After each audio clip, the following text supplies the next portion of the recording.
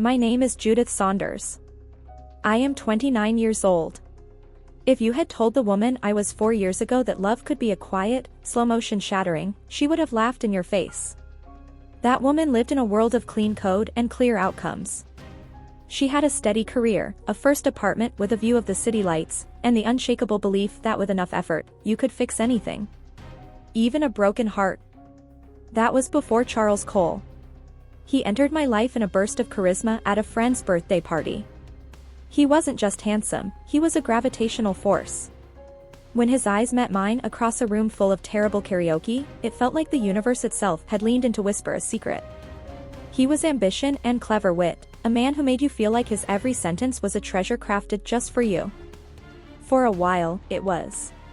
We were a perfect, dizzying duet. Early on, he told me about Sophie. His college flame. I loved her, he confessed one night, his voice laced with a drama I mistook for depth, but she loved chaos more than she loved me. He called me his peace, his rock. I wore those words like a crown, not yet feeling their immense, crushing weight. The first year was a dream woven from shared sunsets and whispered futures. I was his champion when he lost his job, his financier, his strategist. I believed in him with the ferocity of a holy war. And then, Sophie slipped back in. It began as a flicker, a name on his phone screen during dinner.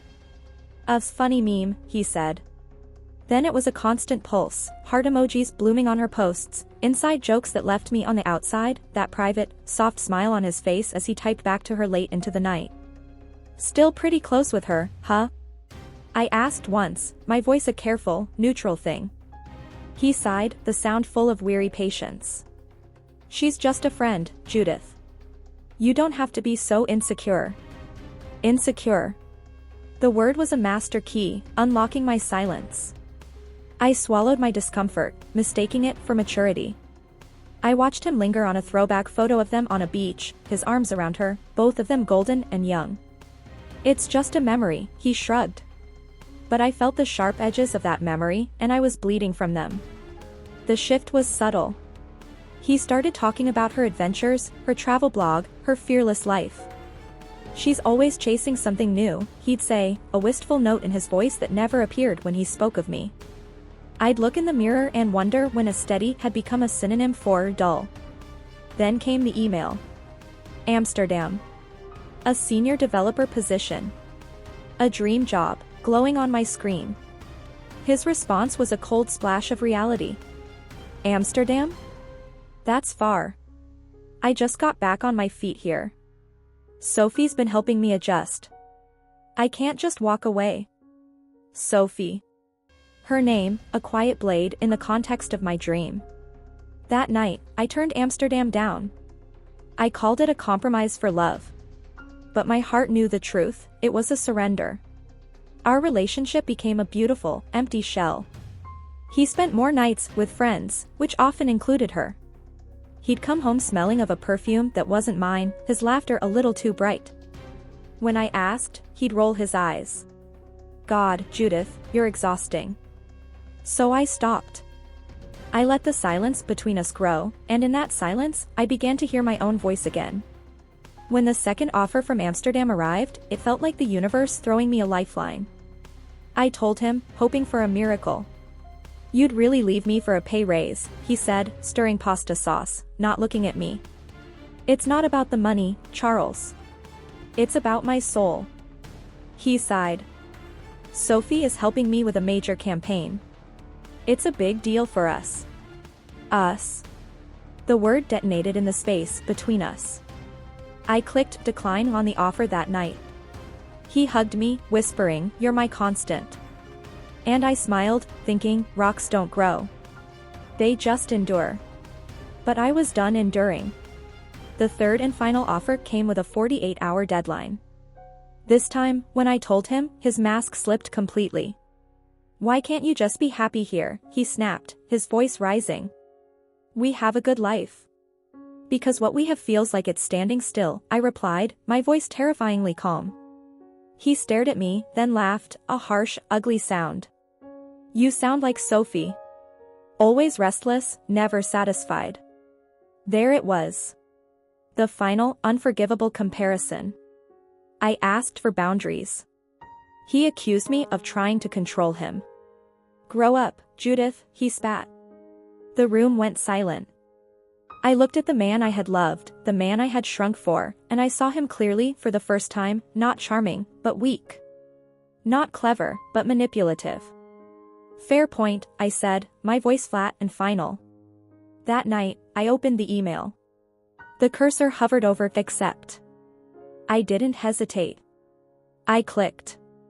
A confirmation appeared, welcome aboard. It was the quietest, most powerful moment of my life. I wasn't running away. I was sailing home. The following weeks were a silent opera of preparation.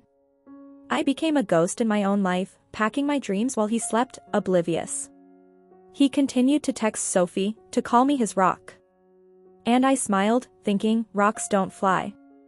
But I will. I left on a Tuesday morning. He thought I was at a conference. I left a note with no signature. He didn't deserve the closure of my name. Amsterdam didn't just welcome me, it embraced me. The air smelled of rain and possibility. My new team valued my mind. I led projects, I built things, I sat in canal-side cafes and wrote in my journal, rediscovering the woman Charles had tried so hard to bury. Weeks later, I heard the news through the grapevine. Charles and Sophie were officially together. They'd quit their jobs to become travel vloggers.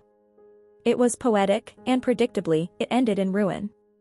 She maxed out his credit cards and left him stranded. The chaos he claimed to hate had finally consumed him.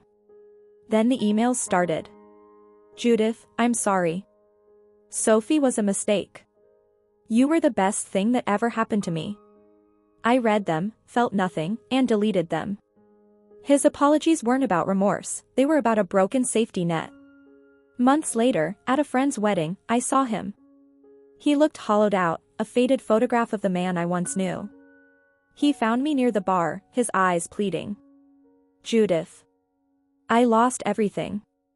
She destroyed me. I've changed. I met his gaze, my own steady and calm. No, Charles. You've fallen apart. That's not the same thing. His face twisted. You're so cold now. I'm not cold, I said, my voice soft but absolute. I'm just no longer on fire for you. He whispered, you'll regret this. I picked up my clutch, the final gesture of my departure. I already did. For 2 years. Never again.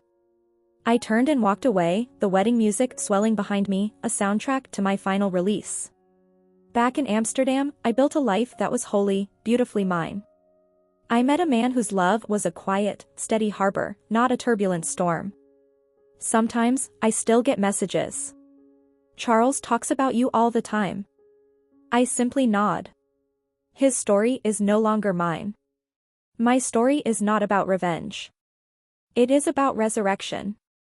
Karma doesn't always shout, sometimes, it simply grants you the quiet, powerful grace of a life well lived. And in the gentle peace of my Amsterdam apartment, with the city lights shimmering on the canals below, I am living proof. He once called me predictable.